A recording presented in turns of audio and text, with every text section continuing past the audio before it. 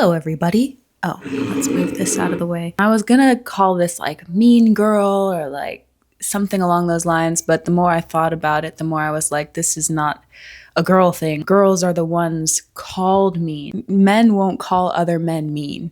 Hold on, I'm cutting off the top of my head again. It's a universal experience. We've all been mean to people. We've all had people be mean to us, and we've all been mean to ourselves. And I want to talk about this aspect that lives inside of us and understand it a little bit more, because I think it is such a universal experience. And if we can all understand this part of ourselves a little bit more, I think we can be able to create more peaceful, more harmonious relationships with ourselves and with the people closest to us. How do I want to say it?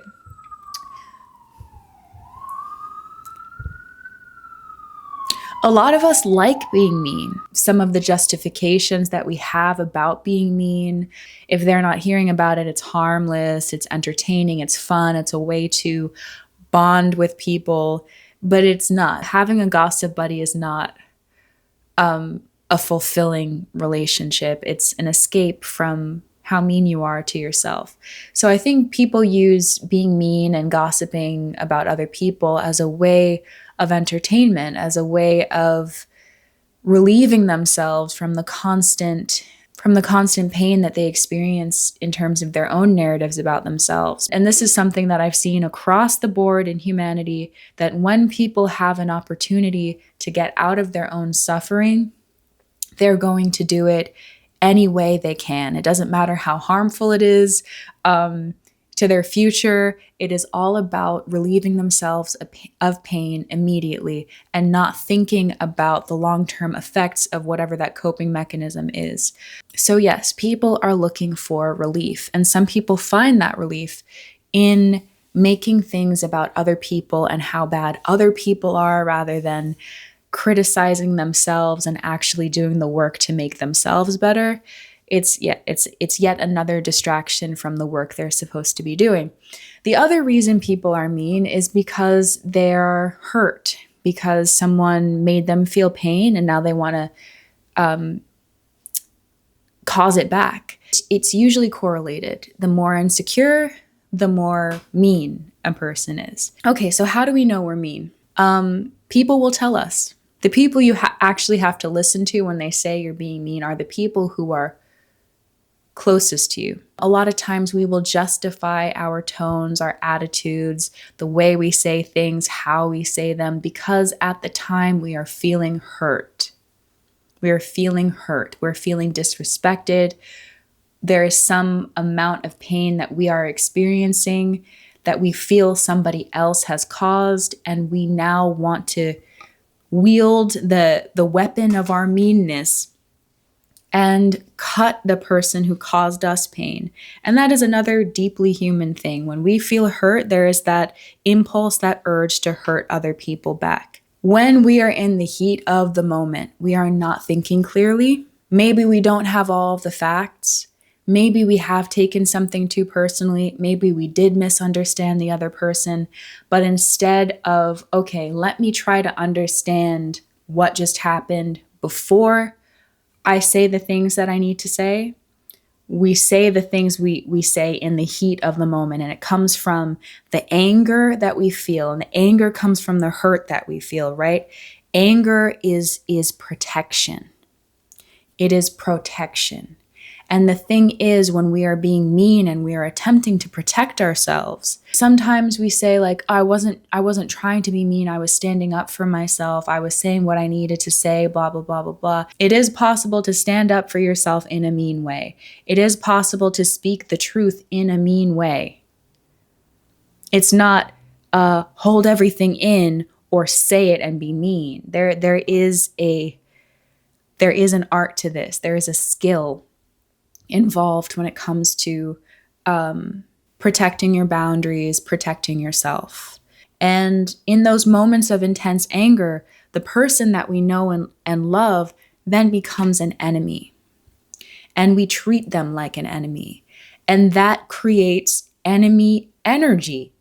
It creates enemy energy that ends up accumulating.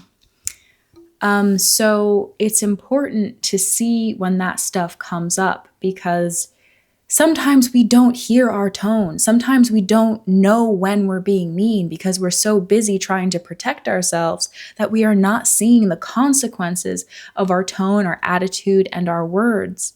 And it makes us insensitive to the person we're talking to. It will benefit you to look at yourself and record yourself while you're saying things. Like, I made it a habit of mine to record arguments.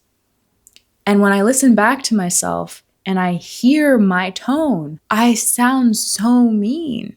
And in the moment, I don't think I'm sounding mean. I'm just trying to make my point. I'm trying to make my argument. I'm trying to say the things that I need to say. I'm not thinking about my tone in that moment because my mind is overridden by the intensity of the emotion. And if we're in this power high of this intensity, and the person we're talking to is more sensitive and more receptive and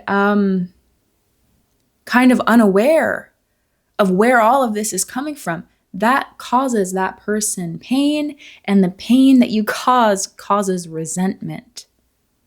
And resentment is really what erodes relationships. It is extremely important that if you feel that temperature going up, raising up, if you are approaching a topic or a situation where you feel the heat rising, go somewhere and calm down. Don't use any substances. Don't use your phone. Sensory experiences that aren't your phone. Maybe some Palo Santo, sustainably sourced, maybe a candle, and just sit and meditate until you cool down. It is important that you do not talk from that place of intensity, because it only causes destruction. It causes destruction. Here's some Palo Santo for you. I got this from Colombia. Let's talk about being mean to yourself. The reason why I think it's so important to talk about this characteristic of meanness is because I don't think a lot of us really hear how mean we can be. This is why journaling is so important. I realized how mean I am when I wrote my thoughts about myself on paper. That's when I was like, whoa, I just had all these mean thoughts toward myself, about myself, that I was just taking at face value. Like, yep, that's the truth. That's the truth about me. It's destructive. It destroys your confidence. It destroys your self-esteem. It destroys your sense of self when you are constantly telling yourself these stories that you do not want to be true. And this is like the number one piece of advice that I can give you that has really been helping me. You really should not be saying anything about yourself that you don't want to be true. If you don't want it to be true about yourself, don't say it. I think honestly, in criticizing other people and talking about other people behind their backs, you could be minding your own business. The way I could sell painting your nails on a Friday night, a bath, going to a flower shop, getting a pretty bouquet. There are so many things you can do besides talking about other people. I want you to have good relationships in your life, harmonious relationships, peaceful, loving, warm, secure relationships. And that can't happen if you are constantly causing other people pain by being mean. So watch your tone, record yourself, journal, cultivate self-awareness, and I will see you in the next video. Bye.